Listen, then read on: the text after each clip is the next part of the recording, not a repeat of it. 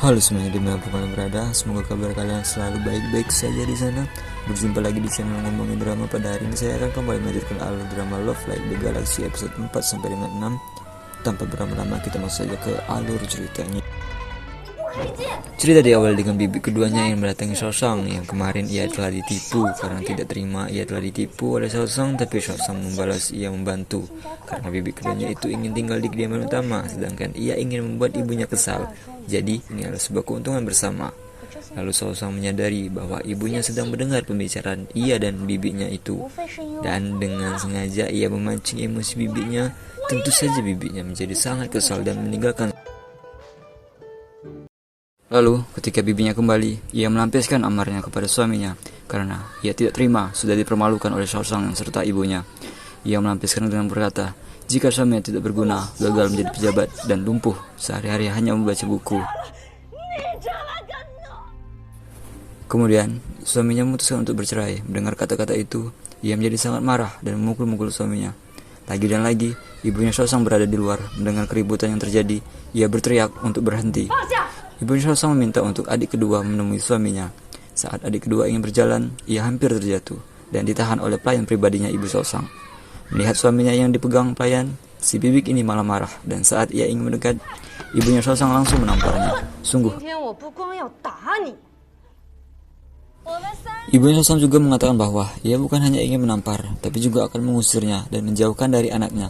Ibunya Sosang juga ingin membalas perbuatan bibinya ini terhadap Sosang. Faktanya, bahwa Sosang memiliki saudara kembar, yaitu kembarnya seorang laki-laki. Saat melahirkan, sedang terjadi bencana, dan bibinya ini menghasut ibu mertua untuk meninggalkan seorang anak, agar ia bisa terlindung dari bencana. Tapi si ibu mertua ini berharap bahwa yang ditinggalkan adalah anak laki-laki, tapi malah yang ditinggalkan adalah anak perempuan. Itulah yang membuat ibu mertuanya membenci Sosang. Sedangkan, anak laki-lakinya dibawa ke medan perang, karena ia dan suaminya bertugas menjaga perbatasan. Ternyata, selama ini ia memendam kebencian itu. Kemudian setelah menceritakan itu, ibunya Sosang memerintahkan pengawal untuk mengurungnya di dalam kamar. Kembali ke Ling Pui dan para pengawalnya, ia sedang menyelidiki orang-orang terlibat dalam kasus penggelapan senjata. Ia menggeledah toko pandai besi, tapi di dalamnya tidak ada orang. Hanya saja ada bekas hidangan makanan. Saat Ling Pui memeriksa, ia mengatakan jika makanan ini masih baru, berarti belum lama ini ada orang. Lalu saat menggeledah, ia menemukan ruangan tersembunyi. Saat ia membuka ruangan itu, ia menangkap seseorang, tapi sebelum ia menginterogasi orang itu sudah duluan untuk bunuh diri. Kemudian, ia melihat tato di leher orang itu dan mengingatkan kembali kejadian kelam yang ia alami di masa lalu. Entah apa yang terjadi. Beralisin, ibunya Sosang datang memanggil untuk memarahi Sosang karena ia tidak memberikan salam penghormatan pada pamannya. Dan ibunya Sosang mengajak Sosang untuk memberikan salam, tapi sebelum itu mereka pergi menemui Yang Yang, yaitu kakak sepupunya Sosang. Di situ, ibunya Sosang berbicara bahwa Yang Yang adalah anak yang baik, penurut, perkataannya yang elegan, tidak seperti Sosang. Nampak di sini ibunya Sosang sangat menyukai Yang Yang. Ia selalu membanding-bandingkan Sosang dengan Yang Yang. Dengar itu, Sosang hanya terdiam. Apakah semua ibu-ibu membanding-bandingkan anaknya? Aku mengerti perasaanmu, Sosang.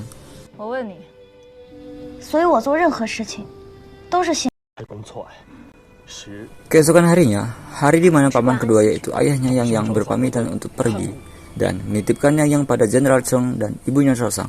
Dan ibunya Sosang berjanji akan menjaga dan melindungi Yang seperti anaknya sendiri dan pergi meninggalkan Sosang sendirian. Upacara peresmian rumah baru telah dimulai. Sosang yang mengikuti upacara itu terlihat sangat mengantuk dan mengatakan secara langsung acara yang membosankan. Lagi dan lagi, Sosang dimarahi oleh ibunya. Seharian mengikuti upacara membuat Sosang sangat lelah. Saat ingin duduk, lagi dan lagi ia dimarahi oleh ibunya dan mengatakan, kau sangat pemalas, coba lihat Yang. Setiap hari bangun pagi dan belajar, mana ada kata lelah. Kemudian, Sosang mengalihkan pembicaraan pada ayahnya untuk beristirahat karena beberapa hari lagi akan berperang. Pasti sangat melelahkan. Seketika, ibu dan ayah terkejut dan menyuruh semua orang keluar.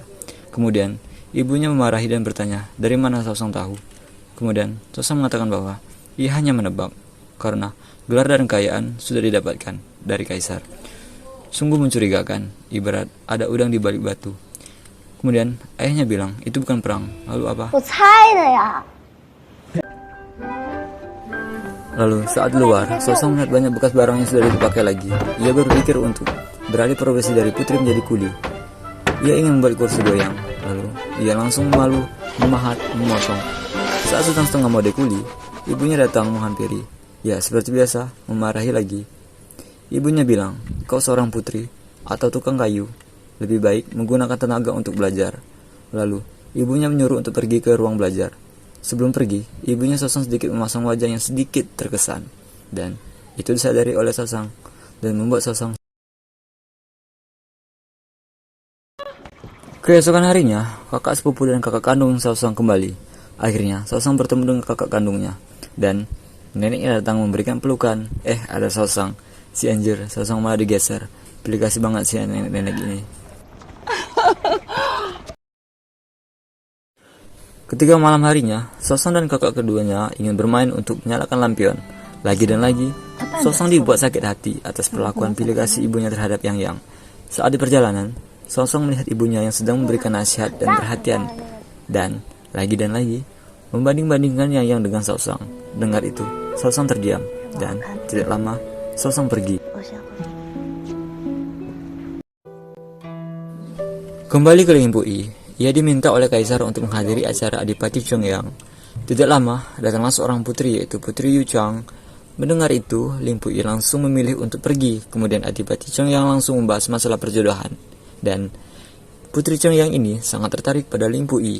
Tapi Limpui mengatakan ia tidak ingin. Ia tidak ingin menikah dengan wanita yang tidak ia sukai. Ia ingin menikah dengan seorang gadis yang bisa membuatnya jatuh cinta pada pandangan pertama. Jika tidak, ia tidak akan menikah. Setelah mengatakan itu, Limpui pergi meninggalkan pria. Di ruang belajar, pelayan utusan keluarga Ge ingin mempengaruhi Yang untuk merebut kekuasaan karena tidak ada yang bisa melindungi Yang lagi. Tapi Yang bilang, untuk apa? Apakah aku menderita di sini? Ibu Sosang lebih memperhatikanku daripada Sosang. Jadi, apa yang aku menderita? Mendengar itu, pelayan memilih pergi. Dipikir-pikir, apakah ini alasan ibu Sosang lebih memperhatikan Yang agar Yang tidak seperti ibunya? Si pelayan itu malah menghasut pelayan pribadinya Yang untuk. Benar saja, keesokan harinya, kedua kakak Sosang memberikan hadiah, dan ada satu hadiah yaitu sebuah meja yang sangat bagus dan halus. Kemudian, Sosang menyuruh pelayan untuk mengambilnya. Saat dalam perjalanan, si pelayan Yang datang untuk meminta melihat meja itu. Lalu kemudian, ia ingin meja itu diberikan kepada nonanya, yaitu Yang. Ya, jelas nggak maulah pelayan si Sosang. Terjadilah gelut antar pelayan. Ibunya Sosang yang sedang bersama Yang melihat ada keributan dan meminta untuk berhenti.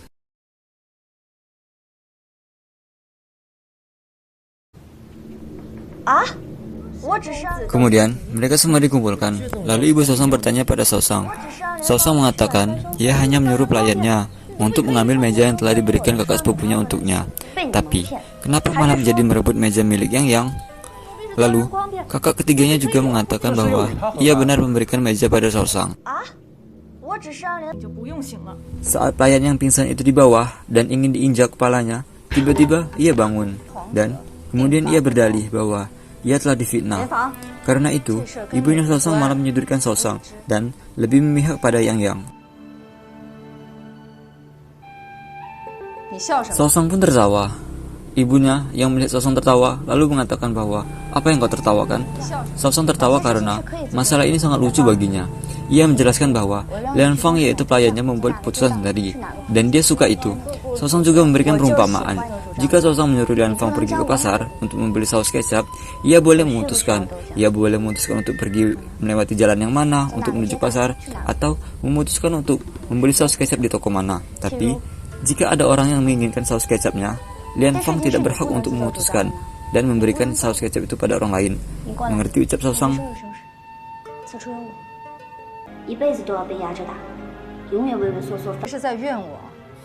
Ibunya Sosang mengatakan untuk cukup sampai di sini saja masalah ini.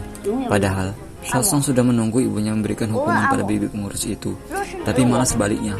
Dalam hati, Sosang berpikir ia harus bisa mengandalkan dirinya sendiri karena ibunya sendiri tidak membelanya. Sosang akan membuktikan jika bibi pengurus itu salah, tapi ibunya malah sebaliknya. Bila Lalu, Sosang berbicara pada pelayan tua itu, "Kalian tahu kenapa ibu tidak menghukum kalian? Karena ia melindungi martabat nona kalian, yaitu Yang. Dan kalian bilang kakak sepupu juga pilih kasih padaku. Itu karena ibuku duluan yang pilih kasih pada Yang. Sosang juga mengatakan pada ibunya, jika kesalahan pelayan ada pada nonanya. Tapi, kenapa saat Lian Fang dituduh, ibunya Sosang langsung memarahi Sosang? Tapi, saat sudah jelas terbukti bahwa pelayan Sosang tidak bersalah, ibunya Sosang pun tidak menyalahkan Yang.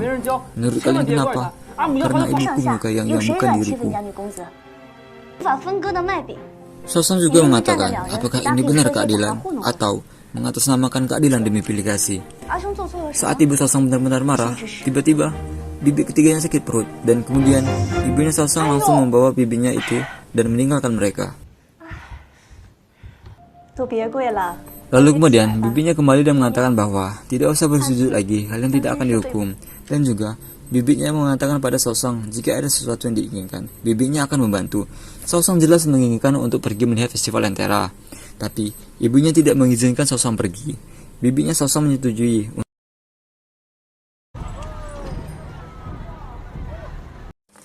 Lalu malam harinya, mereka pergi ke festival Lentera. Tampak kebahagiaan di wajah Sosang.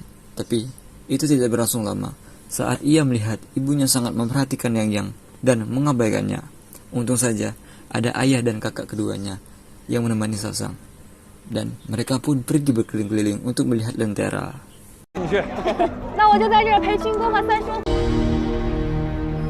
Dari kejauhan, tampak Ling Pui juga berada di festival itu. Dan ia memandangi Sosang. Ia memandang Sosang dengan tatapan seperti orang yang sedang jatuh cinta pada pandangan pertama. Oh iya, benar juga. Saat itu Ling Pui juga bilang bahwa ia ingin mencari wanita yang bisa membuatnya jatuh cinta saat pandangan pertama. Apakah mungkin ini orang? Lagi dan lagi, Sosang melihat ibunya sedang memperhatikannya yang membuatnya sakit hati. Lalu, ia meninggalkan mereka dan pergi untuk membeli Lentera. Tapi Lentera itu tidak dijual, bisa didapatkan jika menebak teka-teki. Sosang bilang, ini sungguh membosankan. Lalu, ada seseorang yang bilang, membosankan jika kau tidak memiliki wawasan. Pemilik Lentera memberikan teka-teki untuk mengukur kedalaman sumur. Sosang mengajukan diri untuk menebaknya. Lalu, ia mendatangi sumur yang dimaksud dan kita tahu sendirilah, Sosang kan juga bisa mandi kuli. Cuma debak kedalaman sumur, ya apa susahnya? Kemudian Sosang mengatakan bahwa kedalaman sumur ini adalah 4,5 kaki. Jika kau tidak percaya, kau boleh masuk dan memeriksanya sendiri.